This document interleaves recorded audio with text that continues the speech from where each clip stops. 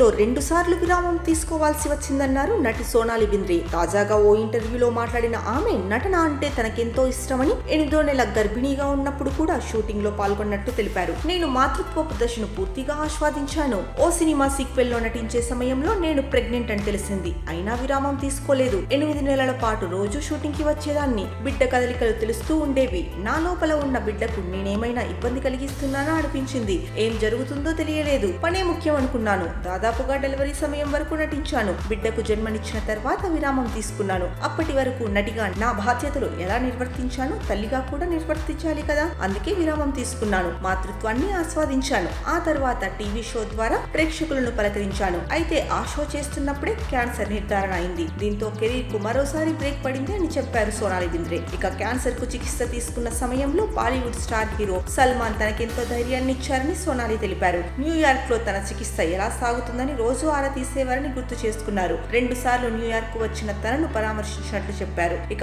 ఆ సమయంలో కోలుకోవడానికి సల్మాన్ ఎంతో మద్దతు ఇచ్చారని సల్మాన్ ఖాన్ కు కృతజ్ఞతలు తెలిపారు సోనాలి. ఇక ముంబైలో జన్మించిన సోనాలి బింద్రే కొన్నాళ్లు దుబాయ్ లో చదువుకున్న తర్వాత థానేలోని హోలీ క్రాస్ కాన్వెంట్ హై స్కూల్లో చదువుకుంది. తరువాత ముంబైలోని కేంద్రీయ విద్యాలయ మల్లేశ్వరంలోనూ చదువుకుంది. ఇక నవంబర్ 12, 2002న దర్శకుడు గోల్డీ బెహ్ల్ను వివాహం చేసుకుంది.